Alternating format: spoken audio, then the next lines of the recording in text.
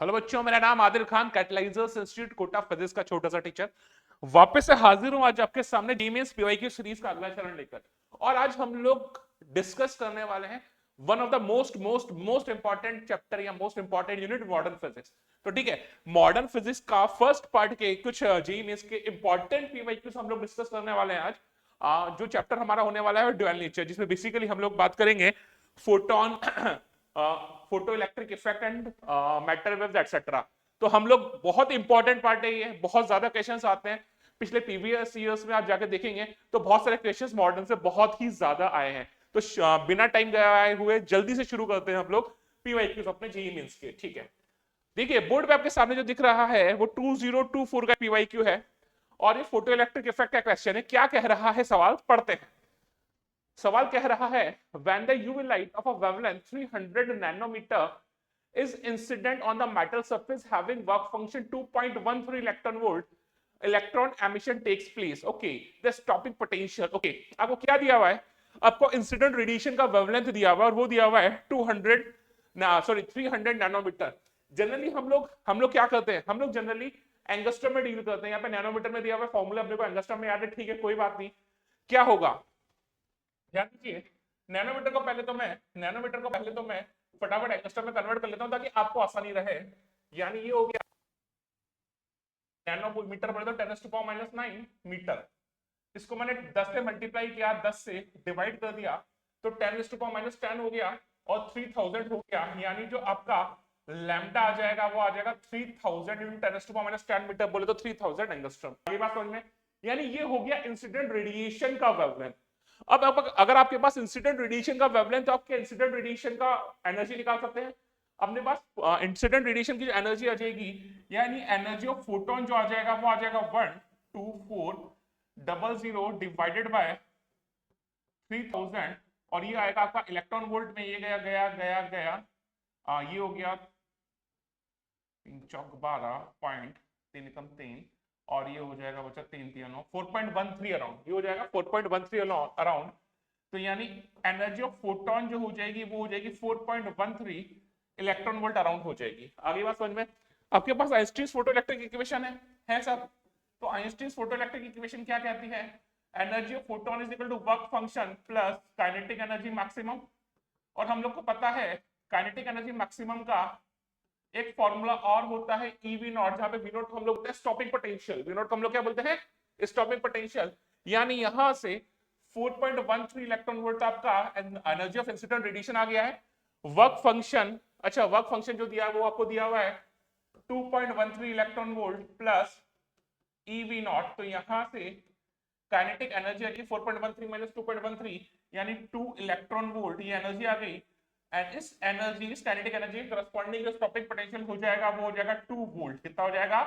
2 volt. ये ध्यान रखिएगा, जितनी इलेक्ट्रॉन वोल्ट में एनर्जी है उससे करस्पॉन्डिंग पोटेंशियल जो होगा उतना ही वोल्ट होता है। इजी क्वेश्चन था, इजी क्वेश्चन था।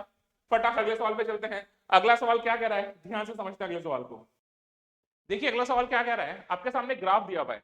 Given below are two statements हैं। एक तरफ आपको वी नॉट दिया हुआ है, स्टॉपिंग पोटेंशियल दिया हुआ है, वाई एक्सिस के अलॉन्ग और एक्स एक्सिस के अलॉन्ग को न्यू दिया हुआ है, फ्रीक्वेंसी दिया हुआ है। क्या बोल रहा है statement 1, figure shows the variation of stopping potential with frequency new for the two photo sensitive materials M1 and M2। The slope gives the value of h/e। ठीक है, where h is the Planck's constant and e is the charge of electron। अच्छा, ये कहना चाहे कि यहाँ पे ये जो स्ट्रेट लाइन इसका स्लोप जो है क्या h/e होगा? तो ये देख लेते हैं। तो हमारे पास आइंस्टाइन्स फोटो इलेक्ट्रिक इक्वेशन क्या कहती है? यह कहती है energy of photon is equal to work function plus kinetic energy maximum. ये कहती है हमारे को, बहुत ही नॉर्मल सी बात है। एनर्जी ऑफ फोटोन क्या हो जाएगी? h न्यू, वर्क फंक्शन हो जाएगा h न्यू नॉट प्लस ये हो जाएगा ई वी नॉट। ठीक है, यही होगा h nu is equal to h nu nought plus E V nought. यहां से जो ई वी नॉट जो आ जाएगा वो आ जाएगा h new minus of h nu not. ठीक है क्या? ठीक है क्या? तो ई वी नॉट जो हो जाएगा h new minus h nu not. तो यहां से ये जो v नॉट आ गया वो आ गया h by e nu minus of h nu not by e, या 5/e बोल सकता हूं मैं इसे। ठीक है, h न्यू नॉट क्या है? वर्क फंक्शन है, थ्रेशोल्ड फ्रीक्वेंसी है 5/e। अरे यार ये इक्वेशन जो है क्या y is equal to m x plus c जैसे दिख रही है क्या, y is equal to m x plus c जैसे दिख रही है।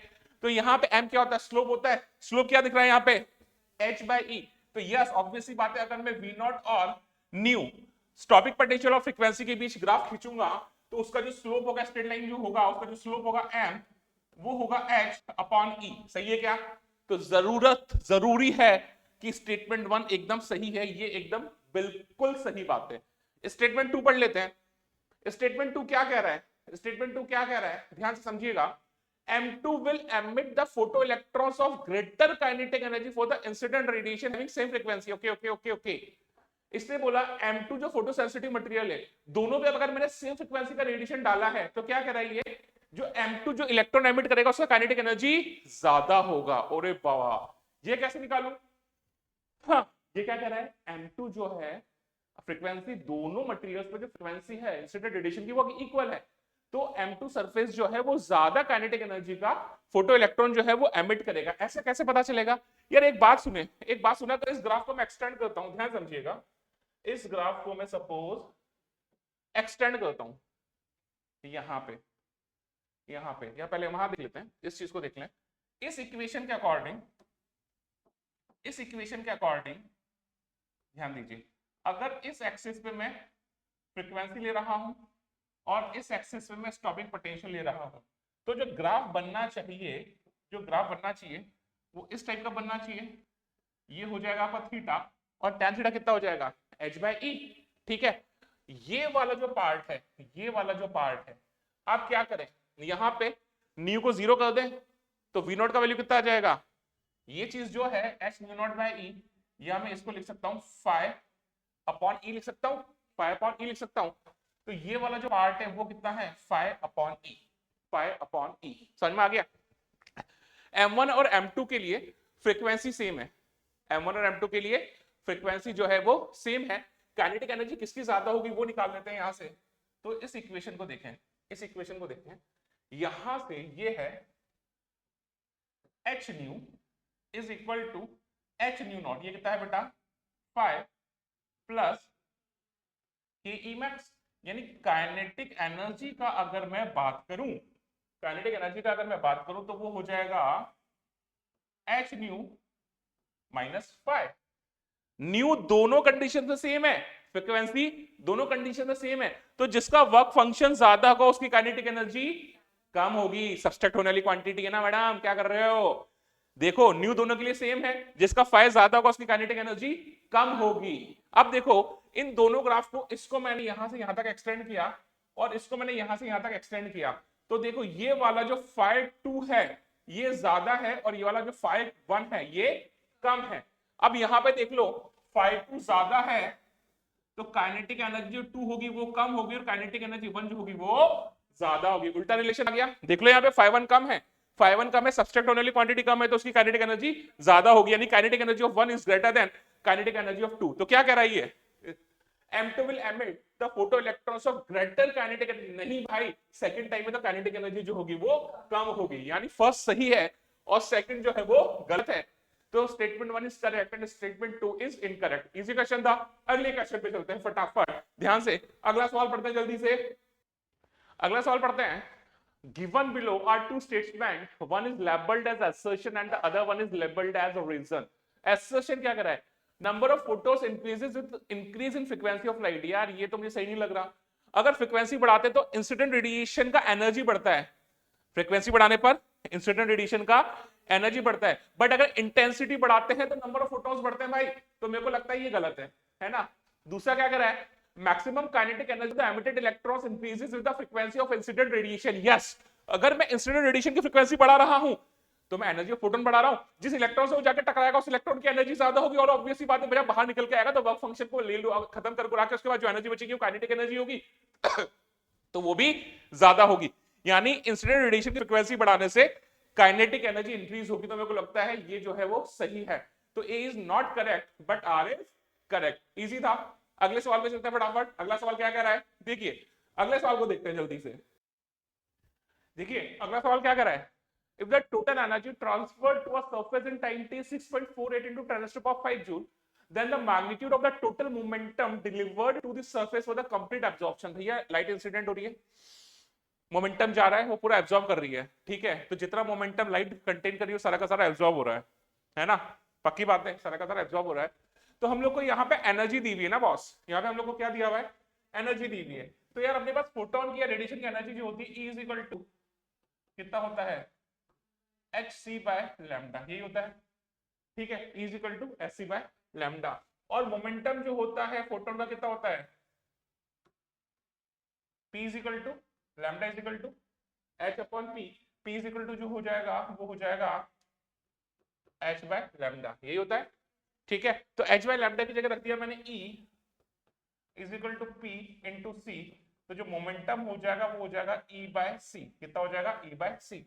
एनर्जी कितनी है, एनर्जी है 6.48 इंटू 10⁵, पक्की बात है, ठीक है। और c क्या होता है, स्पीड ऑफ लाइट, वो कहता है 3 इंटू 10⁸ मीटर पर सेकेंड। ये कितनी बार गया, सॉरी ये हो गया 3 दूनी 6 3 एकम 3 और 3 6 18, तो यानी ये हो जाएगा 2.16 इंटू 5 माइनस 8 3, ये हो जाएगा 2.16 इंटू 10⁻³ kg मीटर पर सेकेंड। इजी क्वेश्चन था, इजी क्वेश्चन था। ये फॉर्मूला भी हम लोग को सीधा पता है, मैं भूल गया था, मैं भूल जाता हूँ चीजें, तो मैं से निकाल लेता हूँ बराबर फटाफट। एनर्जी इज इक्वल टू कितना होता है, P into C, momentum into speed of light, for photon के लिए होता है, याद रखिएगा। अगले सवाल पे चलते हैं। देखिए अगला सवाल क्या कर रहा है, अगला सवाल बोल रहा है the de Broglie wavelength of an electron is same as the photon, यानी एक इलेक्ट्रॉन है, उस इलेक्ट्रॉन का डी ब्रॉगली वेवलेंथ जो है वो फोटोन के वेवलेंथ के बराबर है। if the velocity of the electron is 25% of the velocity of light, then find the ratio of kinetic energy of the electron and the kinetic energy of the photon। तो सबसे पहले मैं बात कर लूं एनर्जी ऑफ फोटोन कितना होता है। एनर्जी ऑफ फोटोन होता है, एनर्जी ऑफ फोटोन होता है hc by lambda, hc by lambda, ये होता है एनर्जी ऑफ फोटोन। तो यहां से एनर्जी ऑफ फोटोन अभी अपन ने निकाला, पहले कितना आया था, E is equal to PC, E is equal to PC, यहाँ से भी निकाल सकते हैं, लैम्डा की टर्म्स से निकाल सकते हैं, lambda is equal to H upon P, P is equal to H by lambda, तो ये हो जाएगा energy of photon is what, H by lambda को क्या लिख सकता हूँ मैं, एनर्जी ऑफ फोटोन अभी लिखा मैंने यहाँ पे, E is equal to energy of photon is what, PC, ये लिख के रख लिया मैंने। अब ये बोल रहा है, अब ये बोल रहा है या इसको थोड़ा चेंज कर लेता हूँ, lambda P HC upon EP कर देता हूँ, ठीक है ठीक है ठीक है ठीक है, आसानी से निकाल लूंगा वहां पे, ठीक है। तो यहां से जो लैम्डा फोटोन, लैम्डा P लिख देता हूं मैं इसे, वो हो जाएगा HC upon energy of photon, समझ में आ गया, ये हो गया लैम्डा फोटोन, कितना हो जाएगा HC upon energy of photon, ठीक है। आगे समझिए ध्यान दीजिए, de Broglie wavelength of electron कितनी होती है, lambda is equal to H upon mv, कितना होता है, lambda electron is equal to H upon mv, यानी लैम्डा इलेक्ट्रॉन जो हो जाएगा वो हो जाएगा H अपॉन mv, कितना हो जाएगा H अपॉन mv। इस बार उसने क्या दिया हुआ है, वेलोसिटी ऑफ इलेक्ट्रॉन कितनी है, लाइट का 25% मतलब 1/4 यानी c/4, कितना हो जाएगा c/4। तो यहां से अगर मैं बात कर रहा हूं तो आपको गिवन है, क्या गिवन है, lambda electron is equal to lambda photon, lambda electron is equal to H upon m, c/4 is equal to lambda photon is equal to H c by energy of photon लिख सकता हूं। तो देखो H से H cut चुका है यहाँ पे, तो ये हो गया है, ध्यान से समझिए 4 EP, ये ऊपर चला गया 4 EP is equal to mc², यानी एनर्जी ऑफ फोटोन जो हो जाएगा वो हो जाएगा mc²/4, समझ में आ गया, एनर्जी ऑफ फोटोन कितना हो जाएगा mc²/4। इलेक्ट्रॉन की काइनेटिक एनर्जी निकालनी है, किस किस का रेशियो पूछा है में से, kinetic energy of electron to kinetic energy of photon. तो देखिए kinetic energy of electron divided by energy of photon, ये हो जाएगा half of mv² divided by mc²/4, ये लिखूंगा मैं, half mv² is equal to mc²/4, यानी ये हो गया m से m कैंसिल हो गया, हाफ, उसका वेलोसिटी कितना है c/4 है, तो ये हो जाएगा c² 16, ये हो जाएगा c स्क्वायर बाय 4, ये गया, ठीक है, ये गया और 2 टाइम्स गया, ठीक है, ये गया, तो ये आ गया 1:8। कितना आ गया ये? 1:8। समझ में आ गया? इजी क्वेश्चन था। तो जो रेशियो होगा वो कितना होगा? 1:8। बहुत इजी क्वेश्चन था, मॉडर्न फिजिक्स से बहुत इजी क्वेश्चन आते हैं, बस थोड़ा सा आपको फॉर्मूला याद रखना होगा। अगले सवाल पे चलते हैं। अगला सवाल क्या कह रहा है, अगले सवाल पे बात करते हैं। देखिए अगला सवाल क्या बोल रहा है, when a metal surface is illuminated by the light of wavelength lambda, the stopping potential is 8 volt. When the same surface is illuminated by the light of wavelength 3 lambda, the stopping potential is 2 volt. Threshold wavelength find करना है। अच्छा, एक surface है, पहले lambda wavelength का radiation डाला तो stopping potential 8 volt था, फिर उसके बाद अगर मैं थ्राइस लैम्डा वेवलेंथ का रेडिएशन डाला तो स्टॉपिंग पोटेंशियल जो है वो कितना है? 2 वोल्ट।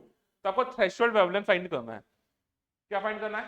Threshold wavelength. यार इजी क्वेश्चन है। देखिए अपने पास आइंस्टीन फोटोइलेक्ट्रिक इक्वेशन है, energy of photon is equal to 5 plus eV naught. पक्की बात है, energy of photon is equal to 5 plus eV naught, stopping potential V naught है। यहां पे हम लोग बात करते हैं hc by lambda, first condition में is equal to hc by lambda not plus stopping potential कितना है? 8। तो 8 इलेक्ट्रॉन वोल्ट लिख देता हूं मैं, 8 ही छोड़ता हूं उसे, इलेक्ट्रॉन यूनिट्स वैसे भी कैंसिल आउट हो जाएंगे, कोई इशू है नहीं। ठीक है, अगली क्या बात क्या बोल रही है, अगली बार कितने वेवलेंथ का रेडिएशन डाला है? 3 लैम्डा का। कितने वेवलेंथ का रेडिएशन डाला है? 3 लैम्डा का।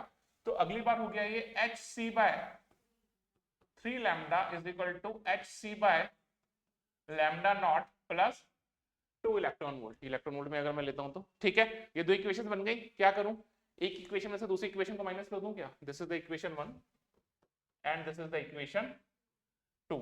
एक इक्वेशन में से दूसरी इक्वेशन को अगर मैं माइनस कर देता हूं तो यहां से hc बाय लैम्डा, यहां बचा 1 minus 1/3 is equal to 0 plus 6, 3 minus 1 2/3। तो यहां से hc by lambda 2/3 is equal to 6। तो यहां से hc बाय लैम्डा का वैल्यू निकाल के रख लेता हूं मैं, कितना आ जाएगा? ये आ जाएगा 9। ठीक है, ये आ जाएगा मेरे पास 9। लैम्डा नॉट फाइंड करना है मेरे को। इक्वेशन 1 को देख लेते हैं, hc बाय लैम्डा का वैल्यू कितना आ गया? एक hc बाय लैम्डा का वैल्यू 9 यहां रख दिया, 9 is equal to hc by lambda nought में से hc का वैल्यू कितना हो जाएगा? 9 लैम्डा। hc का वैल्यू कितना हो जाएगा? 9 लैम्डा। 9 लैम्डा यहां रख दिया मैंने, तो ये हो जाएगा 9 lambda by lambda not plus 8। तो यहां से 9 lambda by lambda nought is equal to कितना हो जाएगा? 9 माइनस 8 इज इक्वल टू 1। ठीक है, तो यहां से जो लैम्डा नॉट हो जाएगा वो कितना हो जाएगा? 9 लैम्डा। लैम्डा नॉट कितना हो जाएगा? 9 लैम्डा। थ्रेशोल्ड वेवलेंथ ही पूछा था मेरे से, इजी क्वेश्चन था। तो लैम्डा नॉट जो हो जाएगा वो हो जाएगा 9 लैम्डा। बहुत इजी क्वेश्चन था। अगले सवाल पे चलते हैं फटाफट। अगला सवाल क्या कह रहा है, देखिए ध्यान से देखिए। अगला सवाल क्या कह रहा है, in a photoelectric effect experiment a light of frequency 1.5 times the threshold frequency is made to fall on the surface of photosensitive material. ठीक है, now the frequency is halved. Okay, halved and intensity is doubled. The number of photoelectrons emitted will be okay. अरे यार क्या कर दिया इसने, अरे यार आपके पास ध्यान से समझना, थ्रेशोल्ड फ्रीक्वेंसी है न्यू नॉट। थ्रेशोल्ड फ्रीक्वेंसी कितनी है? New not. अगर मैं अभी फर्स्ट कंडीशन में जो न्यू है वो कितना है? 1.5 न्यू नॉट। इंसिडेंट क्या बोला इसने ना, photoelectric effect experiment of light of frequency 1.5 times the threshold frequency. Threshold frequency जो है उसका 1.5 टाइम्स का फ्रीक्वेंसी डाला है, तो कुछ ना कुछ हो रहा है, फोटोइलेक्ट्रिक इफेक्ट हो रहा है। क्या बोला है इसने? ठीक है, अब ये बोल रहा है now if the frequency is halved. अब उसने फ्रीक्वेंसी जो है वो हाफ कर दी है। किसकी हाफ की है? मुझे नहीं पता। अगर इसकी हाफ की है, मैंने सोचा इसकी हाफ कर दी होगी, हो सकता है। अगर इसकी हाफ की है, 1.5 का हाफ कितना होता है मेरी लाल? 0.75 न्यू नॉट। या इसकी हाफ की होगी या इसकी हाफ की होगी, तो ये भी कितना होता है? 0.5 न्यू नॉट। दोनों ही कंडीशन में जो इंसिडेंट रेडिएशन का फ्रीक्वेंसी है वो थ्रेशोल्ड फ्रीक्वेंसी से कम हो रहा है। अगर थ्रेशोल्ड फ्रीक्वेंसी से कम फ्रीक्वेंसी का लाइट रेडिएशन अगर किसी सरफेस पे इंसिडेंट करता हूं, क्या फोटोइलेक्ट्रिक इफेक्ट होगा क्या? अरे बेसिक डेफिनेशन ही वही है, नहीं होगा ना भाई, तो कुछ नहीं करना, ये डबल हाफ क्वाड्रपल कुछ नहीं करना, ये जीरो आएगा आंसर, फोटो इलेक्ट्रिक इफेक्ट ही नहीं होगा। ये थ्रेशोल्ड फ्रीक्वेंसी है, इससे ज्यादा फ्रीक्वेंसी का इंसिडेंट रेडिएशन अगर मैं डालूंगा तो फोटो इलेक्ट्रिक इफेक्ट होगा, इसके बराबर भी डालूंगा तो होगा, काइनेटिक एनर्जी जीरो होगी, बट इसके कम डालूंगा तो फोटो इलेक्ट्रिक इफेक्ट होगा नहीं, इलेक्ट्रॉन्स निकल के बाहर ही नहीं आने वाले, पक्की बात है ये।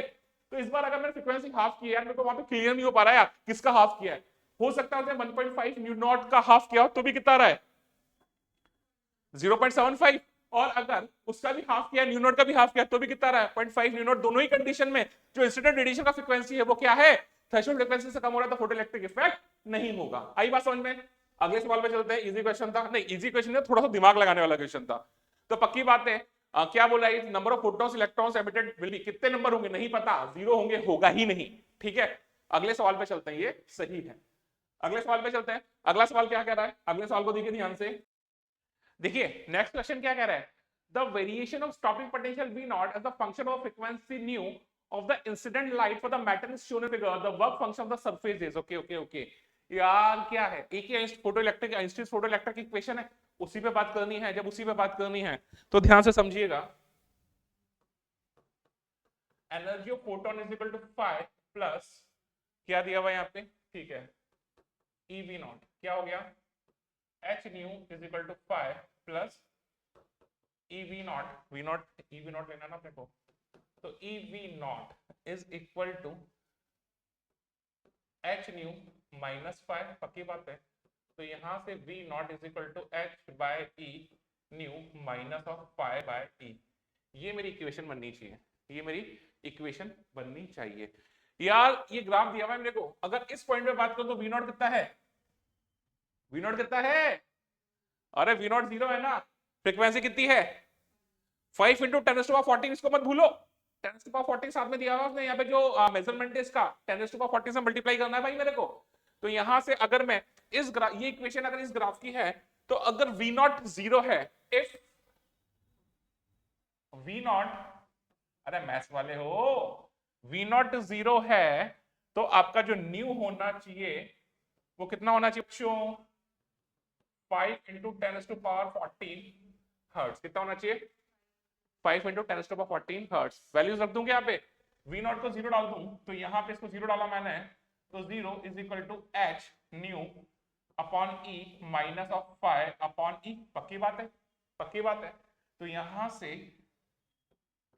ई कैंसिल आउट हो जाएगा, H nu is equal to कितना हो जाएगा फाइव, फाइव आ जाएगा सीधा सीधा, अरे भाई फाइव अगर मेरे पास आ गया है तो यहां से फाइव, एच का वैल्यू 6.6 इंटू 10⁻⁻, माइनस ऑफ 34, ठीक है क्या, और आपके पास जो फ्रीक्वेंसी है वो है 5 इंटू 10⁻14, तो यहां से जो पाई आएगा 6 पंजे 30, 3 6 पंजे 30 3 35, 33 इंटू, इसी टाइप का आंसर आ रहा है क्या, गलती तो नहीं किया, 6 पंजे 30 6 पंजे 30 3 35, इस टाइप का आंसर नहीं आ रहा क्या, ई से यहाँ पे ई आया था, पाई अपॉन ई आया था, ठीक है 6.6, और ये आ रहा है हाँ ठीक है, देखते हैं, अच्छा ये जूल में आएगी तो ये हो जाएगा, ठीक है 6.6 इंटू 3.3, और ये हो जाएगा 10 टू पावर कितना हो जाएगा -20, ये कितना हो जाएगा -20, ये आ जाएगा 5, अरे यार ऐसा तो आंसर ही नहीं आ रहा, अरे है क्यों नहीं आ रहा, अरे बाबा ये मैंने जूल में लिया है ना सारा, SI में लिया तो जूल में आएगी ना सारी चीजें, तो मुझे एक रिलेशन याद है, 1 electron volt is what, 1 electron volt is equal to what 1.6 into 10⁻⁻⁻19 joule, तो 1 जूल की जगह कितना डाल दूंगा मैं यहाँ पे, तो यहां से जो वर्क फंक्शन आ जाएगा 5, वो आ जाएगा, ये सही है ना 66 इंटू 5 33 हो रहा है क्या, 6.6 सही है, ठीक है देख लेना, देख लेंगे कैलकुलेशन मिस्टेक होगी तो 33 इंटू 10⁻⁻20 इंटू 1 जूल की जगह क्या लिख सकता हूं मैं 1 अपॉन 1.6 इंटू 10⁻⁻19 इलेक्ट्रॉन वोल्ट, ये लिख सकता हूं मैं यहाँ पे लिख सकता हूं ये, तो ये हो जाएगा 33 डिवाइडेड बाय 1.6, 33 डिवाइडेड बाय 1.6, ये हो जाएगा लगभग मेरा 20.6 समथिंग, ये हो जाएगा मेरा लगभग, ये हो जाएगा 20.6 इंटू 10⁻⁻20 प्लस 19 यानी हो जाएगा -1, तो ये हो जाएगा 5 is equal to 2.06 around electron volt हो जाएगा, ये लमसम में है, तो यार ये नहीं हो सकता, ये नहीं हो सकता, ये नहीं हो सकता, 07 डी ऑप्शन सही है। 2.06 या 2.07 आगे का हम लोग थोड़ा सा वो कर लेंगे। आ गया समझ में? इजी क्वेश्चन था, पक्की बात है। देख लीजिए अच्छे से, एक बार देख लीजिए, कोई प्रॉब्लम हो तो पूछ लो। चलिए अगले सवाल पे चलते हैं। अगला सवाल क्या कह रहा है, ध्यान से समझिएगा अगले सवाल के लिए। देखिए अगला सवाल है फटाफट। A proton and an alpha particle are accelerated from the rest by 2 volt and 4 volt. ठीक है respectively the ratio of their de Broglie wavelength. Okay matter में का क्वेश्चन है। हम लोग को पता है लैम्डा इज इक्वल टू कितना होता है, हम लोग को पता है ये बात। लैम्डा जो होता है वो होता है lambda is equal to h upon p, है ना, या मैं बोल सकता हूँ h अपॉन मोमेंटम को लिख सकता हूँ ट्वाइस रूट ओवर mk, है ना। और kinetic energy, work energy theorem लगा के मैं, अगर मैं दो प्लेट्स के बीच में अगर वी पोटेंशियल डिफरेंस के बीच में कोई अगर चार्ज मूव कर रहा है तो काइनेटिक एनर्जी कितनी हो जाती है, वर्क एनर्जी थ्योरम लगा दिया। अगर रेस्ट से स्टार्ट हो रहा है तो वो होता है, याद करिए, work done by all the forces equal to change in kinetic energy. तो work done by all the forces, अगर क्यू चार्ज है वी पोटेंशियल डिफरेंस के बीच मूव कर रहा है तो वर्क डन हो गया Q V. Kinetic energy final minus kinetic energy initial, kinetic energy final हो गई के, ये हो जाएगा 0। तो यहाँ पे जो लैम्डा का वैल्यू हो जाएगा वो हो जाएगा h upon divided by root over twice m के बोले तो q इंटू v। ये v पोटेंशियल डिफरेंस है, q चार्ज है। अब क्या बोला है इसने क्या बोला है, लैम्डा प्रोटॉन, सॉरी प्रोटॉन और अल्फा पार्टिकल का निकालना है ना। प्रोटॉन का 2 वोल्ट है और अल्फा पार्टिकल का जो है वो 4 वोल्ट है। समझ में आ गया? तो यहां से रेशियो निकाल लेता हूं, lambda proton upon lambda alpha, lambda proton upon lambda alpha, ठीक है। तो यहां पे ये हो जाएगा M alpha Q alpha V alpha divided by M proton Q proton V proton, ठीक है, समझिएगा। एम अल्फा, अल्फा पार्टिकल, अगर मैं प्रोटॉन का मास m ले रहा हूं, प्रोटॉन का मास m ले रहा हूं, तो अल्फा पार्टिकल का मास कितना लेना पड़ेगा, 2 प्रोटॉन 2 न्यूट्रॉन 4m। याद है क्या, लिखवाया है सब मैंने क्लास में 4m। उसका चार्ज जो होगा 2 प्रोटॉन, कितना चार्ज हो जाएगा, अगर प्रोटॉन का चार्ज q ले रहा हूं तो उसका हो जाएगा 2q, और अल्फा पार्टिकल का पोटेंशियल कितना है 4। समझ में आ गया, डिवाइडेड बाय ये हो जाएगा m q, और कितना पोटेंशियल है उसका 2 वोल्ट। समझ में आ गया, गया गया गया गया, ठीक है ठीक है ठीक है, ओके। रूट 2 से रूट 2 भी कैंसिल, तो ऊपर हो जाएगा रूट 16, कितना हो जाएगा बेटा 10:1, यानी हो जाएगा 4:1। कैसा कोई ऑप्शन है, यस फर्स्ट ऑप्शन है इसका 4:1। इजी क्वेश्चन था, बहुत इजी क्वेश्चन था यार। देखो मॉडर्न में कितने इजी क्वेश्चन आते हैं बेटा। अगर मॉडर्न का अगर आपने कॉन्सेप्ट थोड़ा सा अच्छे से समझ लिया है, उसके सारे फॉर्मुलेज अगर आपको याद है ना, एक्चुअली फॉर्मुलेज क्या बहुत सारे हैं, तो आपको फटाफट फटाफट एक फॉर्मुले से दूसरे फॉर्मुले से तीसरे फॉर्मुले से चौथे फॉर्मुले में आना चाहिए। आगे बात समझ में, अगर आपको ये आता है तो मॉडर्न इक्वेशन हलवा है, हलवा, ठीक है। एटलीस्ट मेंस की बात कर रहा हूं मैं, एडवांस की बात अभी नहीं कर रहा हूं, ठीक है। समझ में आया, ये इजी क्वेश्चन था, तो आंसर हो गया 4:1। अगले क्वेश्चन पे चलते हैं। अगला सवाल क्या कह रहा है, अगला सवाल पढ़ते हैं। देखिए अगला सवाल देखिए, a small object is at rest, absorb the light pulse of a power 20 milliwatt and a duration 300 nanosecond, assuming speed of light as 3 × 10⁸ meter per second, the momentum of the object becomes equal to। यार ये सवाल मैंने है ना, मतलब ये 3-4 cases पढ़ाए थे, completely absorbing surface, completely reflecting surface, और पार्शियली एब्जॉर्बिंग और पार्शियली रिफ्लेक्टिंग, और उस पर एक परपेंडिकुलर वाला केस पढ़ाया था, और मैंने और एक एंगल वाला केस पढ़ाया था। तो यहाँ पे कुछ भी गिवन नहीं है, परफेक्टली एब्जॉर्बिंग मुझे पता है, एंगल नहीं दिया हुआ, मैं परपेंडिकुलर मान के चल रहा हूँ, ठीक है। तो याद करो यहाँ पे फॉर्मूला जो आया था फोर्स का जो फॉर्मूला आया था F, वहां पे आया था I A अपॉन C, ये फोर्स का फॉर्मूला आया था जो सरफेस पे लगा था, आ रहा है याद, F = I A by C। I is intensity, A is the area, C is the speed of light, ठीक है। I को क्या लिख सकता हूं मैं, सुनिए, इंटेंसिटी को लिख सकता हूं energy per unit time per unit area, intensity को लिख सकता हूं energy per unit time per unit area multiplied by A upon C। A से A कैंसिल हो गया, एनर्जी पर यूनिट टाइम कितना होता है, power, energy per unit time क्या हो जाएगा, पावर। तो जो F हो जाएगा वो हो जाएगा पावर अपॉन C, ठीक है। फोर्स जो हो जाएगा वो पावर अपॉन C। इस केस में फोर्स जो होता है वो होता है dp by dt is equal to p by c। तो change in momentum, change in momentum, अरे इनिशियली रेस्ट में था तो जो फाइनल मोमेंटम होगा वही वही चाहिए मुझे बेसिकली। तो dp की जगह p हो जाएगा, तो ये हो जाएगा p is equal to p by c। कितना टाइम लग रहा है, dt को मैं t बोल दिया। पावर कितना दिया हुआ है, पावर दिया हुआ है 20 मिली वॉट, यानी 20 इंटू 10⁻⁻3। कितनी देर के लिए हो रहा है, 300 नैनो सेकेंड, यानी 300 इंटू 10⁻⁻9। और ये कितना है, 3 इंटू 10⁻8 है भैया। इतना समझ में आ गया, बहुत ही अच्छी बात है। तो यार देखो ये क्या हो जाएगा, एक बार कैलकुलेट कर लेते हैं फटाफट फटाफट। 1 2 3 ये गया, इससे ये गया, तो ये हो गया मोमेंटम 2 इंटू 10⁻⁻9 -8 -17, यही हुआ क्या। तो ये 2 इंटू 10⁻⁻17 kg मीटर पर सेकेंड। समझ में आया। तो ये कुछ 8-10 क्वेश्चन थे जो अच्छे क्वेश्चन थे, जो पिछले 2023 और 24 में आए हुए। अगले लेक्चर में हम लोग और 15-20 क्वेश्चंस करने वाले मॉडर्न के। तो प्लीज चैनल को सब्सक्राइब कीजिए, लाइक कीजिए, और मॉडर्न बहुत इंपॉर्टेंट है यार, सब्सक्राइब कर लो, देख लो, भला हो जाएगा। मिलते हैं अगले लेक्चर में।